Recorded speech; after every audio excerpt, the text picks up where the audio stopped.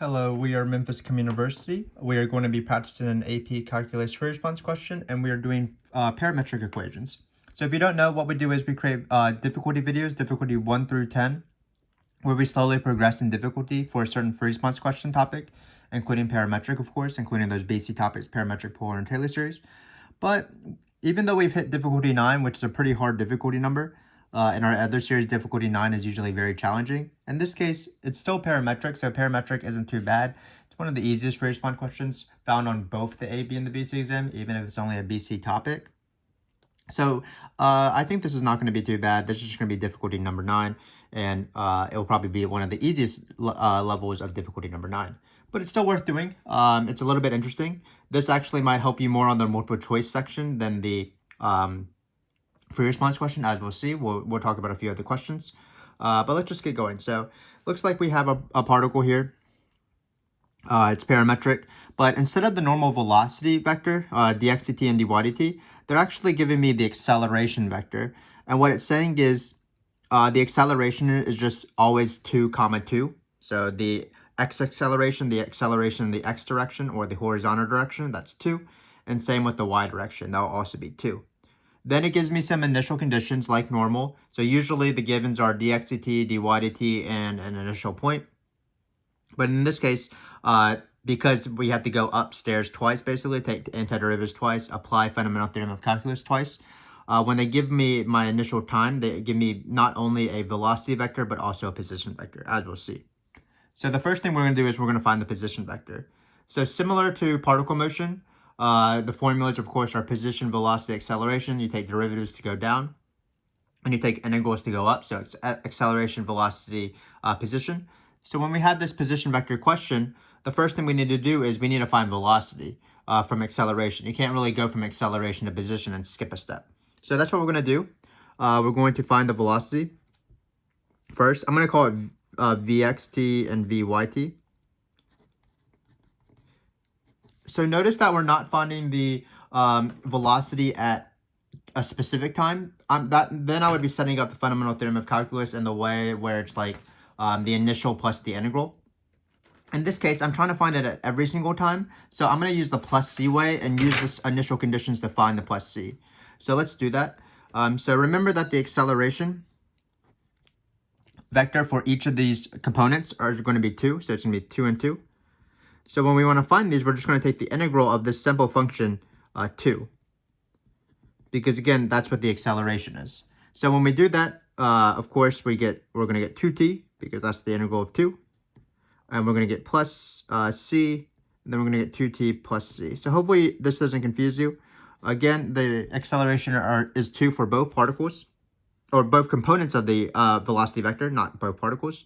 And then when we take the integral, of course, it's going to be the same. We can call it c1 and c2, because this is going to be the x component, and this is going to be the y component of the velocity vector. So again, all we have to do is just find these c's. So this is how you do it. You take the antiderivative, of course, when you want to find the specific antiderivative. You remember your constant of integration plus c, and then you use your initial point to solve for that plus c. So what we're going to do is we're going to plug in 2 here. So for example, we can do this on the side. We have 2t plus c1 is equal to, when we plug in 2, we're going to get negative 2, because we're only dealing with the x component first. So this is going to be, we can call it vxt. Again, when you plug in t equals 2, so it'll be t equals 2. We're trying to solve for the c1. The first velocity is the x component is negative 2. So that makes the c1 negative 2 minus 4. That's going to be negative 6. So in this case, it will be 2t minus 6. And then we can do the same thing over here. So we'll do it in a smaller place. So we have vy of t, and we want to find what the c is. You always take the integral, and then you try to solve for your constant of integration using the initial condition. So same thing, we're going to plug in 2 and 5. 2 for time, of course. And then 5. So it looks like c2 is going to be 1. So these are the velocity vectors, 2t minus 6 and 2t plus 1. Great. So now, of course, that's not the question. It did take us 2 fundamental theorem of calculus, 1 for each component, but we have to do the same exact thing. And instead of using this condition, we're going to be using this condition, starting off with velocity. But again, because you can't go from S to straight to A, same thing, you can't go from position straight to acceleration. You have to stop midway into velocity. So basically, in a normal free response question, you would start off at this point. You would have velocity vector 2t minus 6 for dx dt, is how they write it sometimes. And then dy dt would be 2t plus 1. They would give you initial time. They would give you initial position, negative 8, 4. And then you would find that position vector. So in this case, we're going to write, let's just write x of t, y of t. So here, what we're going to do is we're going to take the integral, just like we did the integral of acceleration for velocity, we're going to do the integral of these velocities for position. So it's going to be 2t minus 6 dt, integral of 2t plus 1 dt. So hopefully you can read my handwriting. Getting kind of small, but what's the integral of 2t? Again, these integrals are actually pretty easy, even if it's difficulty number 9.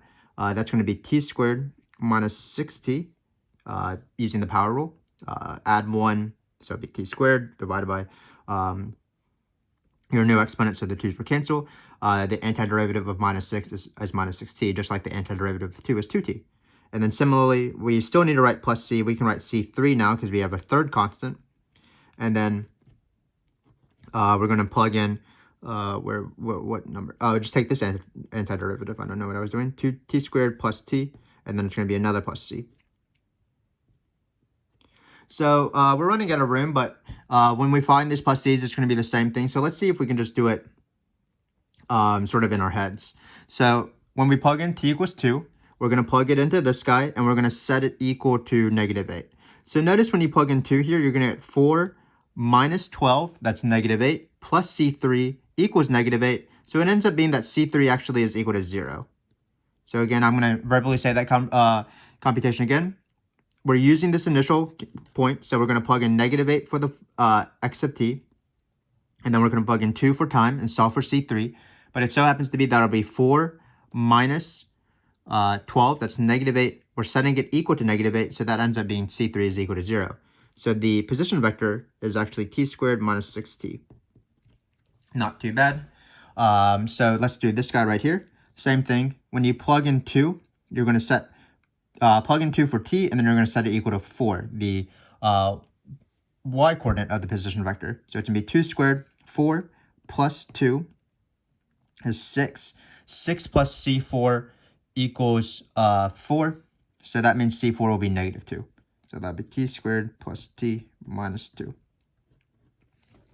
And that's how it's done. So again, we've seen questions at this. Basically, we're just doing the question, the fundamental theorem of calculus formula with the plus c's just twice. 1, or actually 4 times really. Twice to get to the velocity vector, twice to get to the position vector. But it's not too bad. I always think of parametric free response questions as just particle motion free response questions, where you just do it twice, everything twice. 1 for the x side, 1 for the y side. So you're probably pretty comfortable with this. Also, these antiderivatives were very simple because they were polynomials, so everything was pretty good.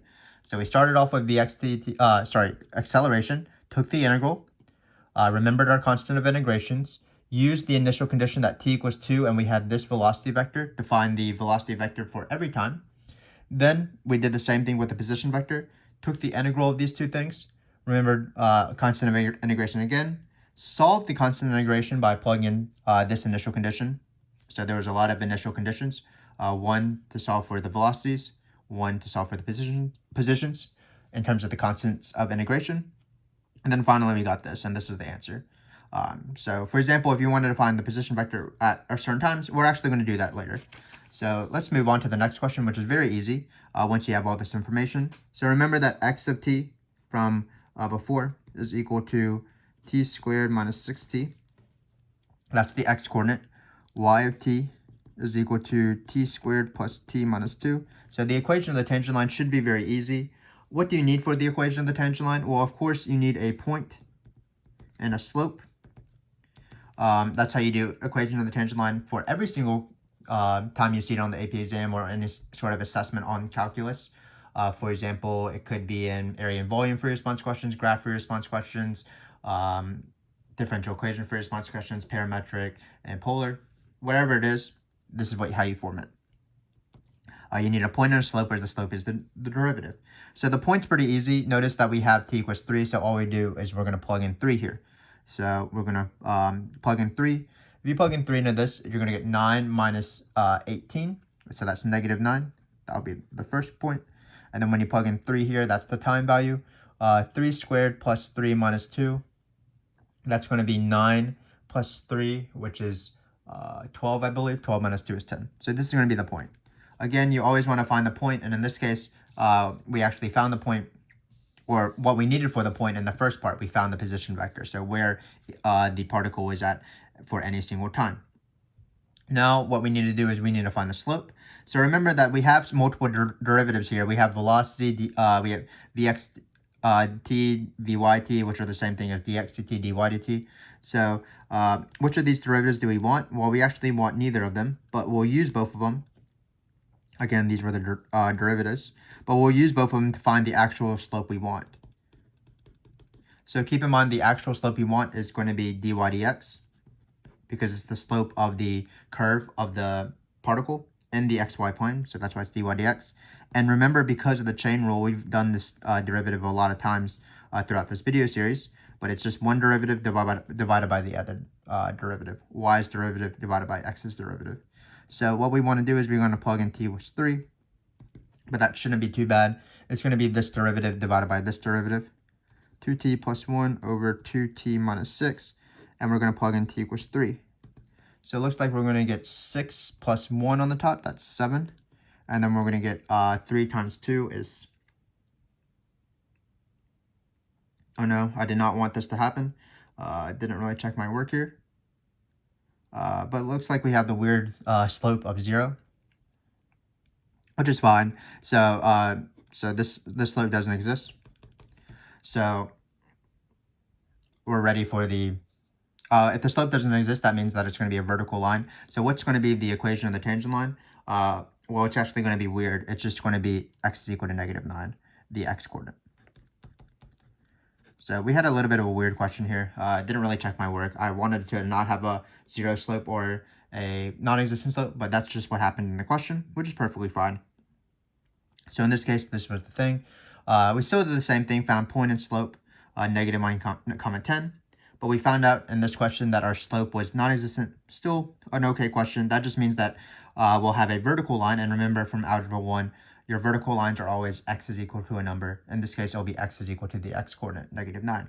So we have a strange equation of the tangent line, but it still is the same question. You need to have x and y to find the point, and then you need the derivatives to find the derivative or the slope of the tangent line, because it's the ratio of these two derivatives plugging in the number. So again, not too bad. This equation of the tangent line question we've seen quite often throughout this video series. Usually we, even with the calculator or not, even when it's the dx dt, dy dt are the givens. So nothing has really changed here.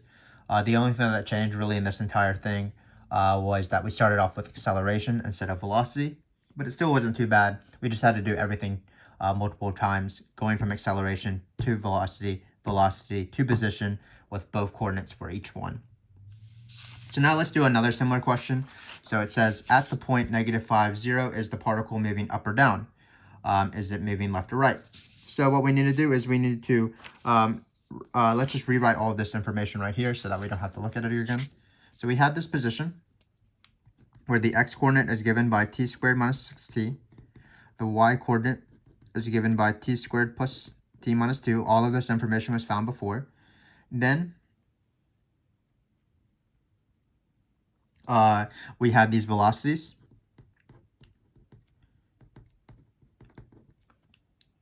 So we actually found the velocities, these derivatives before this, but that's fine. Before the positions, but all we need is this. So remember that in parametric, this is usually more of a multiple choice question. But in parametric, notice that all of these equations require t.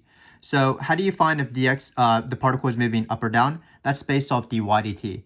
If it's going If dy dt is positive, that means the y coordinate is increasing, so it's going up. If dy dt is negative, that means the y coordinate is decreasing, so the particle is moving down. Dy dt governs the vertical movement. Dx dt governs the horizontal movement. Keep in mind that any function is increasing when f prime is positive. So, for example, if you're doing left to right, dx dt being positive at a certain time would mean that the particle is going right. If dx dt is negative, that means the particle is moving left. So all of that is pretty easy.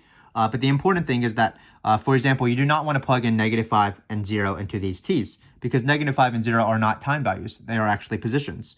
So what we need to do, and what's going to be the hard part of this question, is we need to find a time. We need to find the time where this particle is at -5, 0. Again, the thing that people might mess up is they'll plug in -5 and they'll plug in 0, and that's not how you do it. So in this case, we do need to plug in -5 and 0. So what we're going to do is we're going to set these positions to be those two functions respectively. And we're going to try to see if there's any common times, because we need a certain time to make the x coordinate this number exactly, -5, and the y coordinate exactly to be 0. So let's do that. So in this case, we're going to x of t is equal to t squared minus 6t.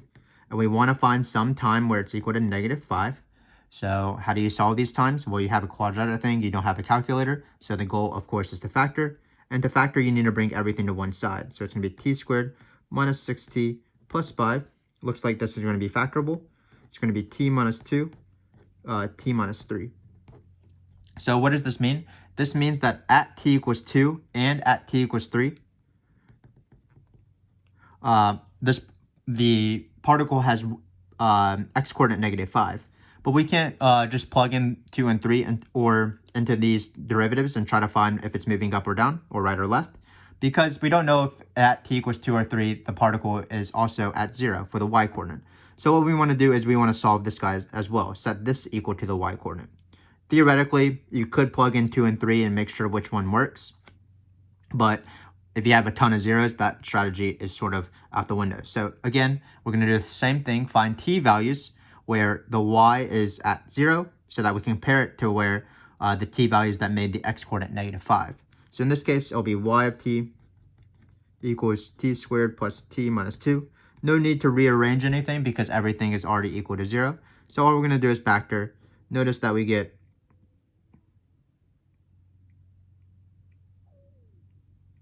I'm sorry, I can't factor. Just be careful when you're factoring. It's not t minus 2, t minus 3. It's t minus 1, t minus 5. I didn't really check. I'm sorry. But that makes a lot more sense for the next part. So it's 1 and 5, not 2 and 3. Hopefully that made sense. I can't factor, but it's -1 times -5 is +5, -1t minus 5t is minus 6t. So just be wary. I mean, I've been doing this for a long time. I actually do more calculus than algebra, but even in those easy algebra steps, you're often going to make mistakes. But hopefully you can see why I was able to catch that mistake. Because when you factor t squared plus t minus 2, if I can factor correctly, it beats t minus 1, t plus 2. So usually in these questions, there's a common time. So I'm like, oh, this gives me t equals -2 and 1. That doesn't really make sense. I need a common time. So then I look back and I was like, oh, I just factored the x coordinate wrong. So when you're doing math, what I would suggest is always be on the lookout for past mistakes. And questions are sort of set up in a certain way where if you get something that doesn't make sense from a previous step, that's a good red herring that you might have done something wrong previously or the new thing you did. Math is usually consistent, so you want to make sure you're doing things right. And you're just checking a little bit on the way. You don't even need to check sort of consciously. You're just like, oh, this doesn't make any sense. There must be some mistake here. And just keep in mind that if you know what you're doing, mistakes are not too bad. You shouldn't get flustered by mistakes. You shouldn't move on to the next question if it's like multiple choice or something. You should just go back to your work and then just try to find the mistake.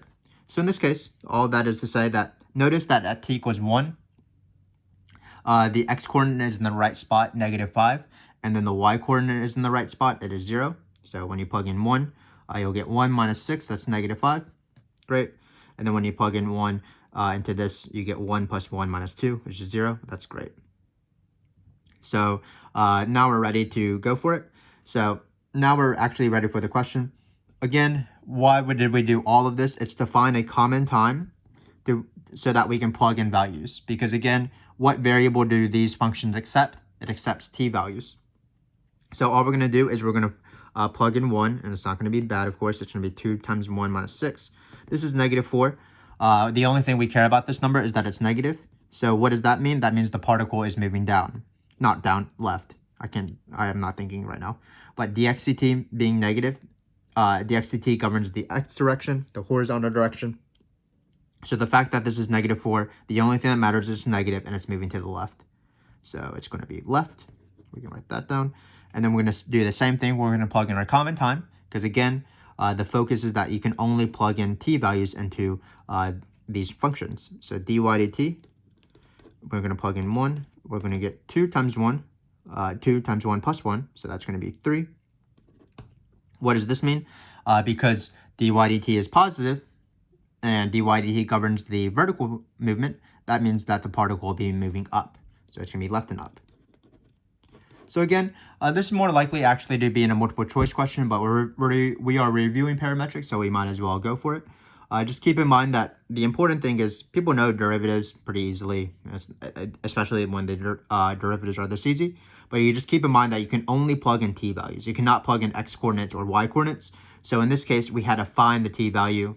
I unfortunately factored wrong in the first step, but I was able to catch my mistake. I got my common time, and then that was what I was able to plug in. And usually people remember these rules, but dxdt being positive means the particle is moving right. Dxdt is negative means the particle is moving left. Dy dt being positive means the particle is moving up. And dy dt being negative means the particle is moving down. So we have one last question. It's a rare question. It's somewhat of a tricky question because people just don't know how to do it. But it's actually taking the second derivative of if this were a parametric equation where the x and t and y of t are the position coordinates that we've been finding from the very beginning. So in this case, remember x of t is equal to t squared minus 6t, and y of t is equal to t squared plus t minus 2. So in order to find the second derivative, what you need to do is you need to find the first derivative. So remember that the first derivative, what you do is you find dx dt, which we already found. That's going to be 2t minus 6. And then you find dy dt, which also isn't bad, 2t plus 1. That's a plus. Hopefully you can tell the difference between my t and my plus. Let me just rewrite it. 2t plus 1. Great. So remember, we found dy dx on the first page because we needed to find the equation of the tangent line. In that case, when we plugged in the number, it was quite weird, but it was still just this thing. Dy dx being dy dt over dx dt. We're eventually going to get to polar free response questions, and it works the same way. Dy dx is equal to dy d theta over dx d theta, if you want to check those videos out. But in this case, it's going to be 2t plus 1 over 2t minus 6. So now we're going for the second derivative. So some students sort of memorize this process because it's not too bad.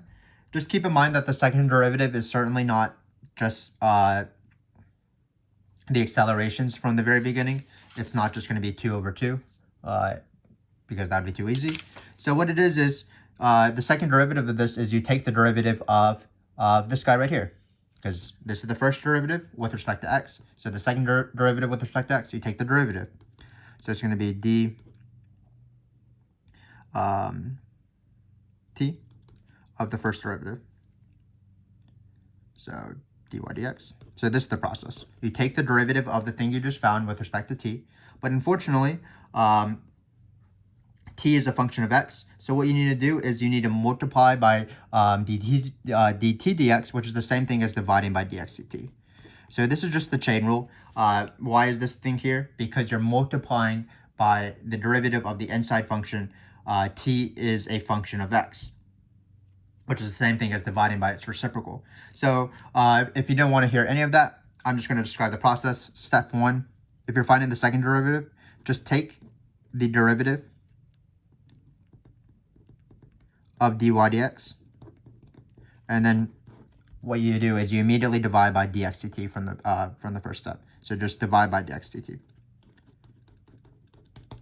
So that's just what you do if you don't want to think about it and just want to know a process. You take the derivative of the thing you just found in order to get the second derivative, but just remember just to divide by dx dt one more time. So in this case, that's exactly what we're going to do. We are going to take this derivative. Be careful to not confuse this with L'Hopital's rule, for example. This will require the chain rule. So in this case, We'll write it over here because I'm usually not very organized. So it's quotient rule. Let's be careful with parentheses. So it's low. Derivative of high, it's minus 2. Minus high. So 2t plus 1. So we'll put a little barrier here. Times derivative of low. So low d high, derivative of the d high, minus high d low, so times 2, over low, so the denominator squared. So remember that that's just the derivative of dy dx. So the second step is to divide by dx dt one more time. So in that case, it's going to be 2t minus 6. So I'm going to simplify a little bit just for practice. So when you simplify the top here, it's going to be 12t. Because remember, that's why I'm being careful with parentheses. You do need to multiply. I can't multiply, but it's 4t, sorry. So it's going to be 4t minus 12. But again, this 2 is multiplying both the 6 and the 2. Same thing with this 2. It's going to be minus. Looks like we're going to get 4t again. That's fine. And then it's going to be 2 with a minus. So it's going to be minus 2. And then just keep in mind that some people sort of struggle with fractions. But these two things do not cancel. When you have fractions within the fractions, you're just dividing by the reciprocal of this bottom fraction. So that's going to be 1 over 2t minus 6. So then when you actually divide these things, you're actually going to get 2t minus 6 cubed. So just be careful. Again, these don't cancel. This is going to simplify pretty nicely. 4t minus 4t is 0. Negative 12 minus 2 is negative 14. So you're left with this. And this is the answer. So let's review what we did, because this hasn't been the worst free response question in the world. But what we did is we started off with the acceleration vector. We found the position vector by doing fundamental theorem of calculus twice for both coordinates, where we remembered constant of integration, and then we plugged in initial conditions. And it wasn't too bad because the polynomials of the integrals of polynomials is not too hard. Then we found the equation of the tangent line. Of course, that requires a point and a slope, where the slope is the derivative of y with respect to x. We took that derivative using this rule. We got the weird derivative that it was actually doesn't exist, but that's fine. That just means our tangent line is going to be a vertical line. So it was just x equals the x coordinate.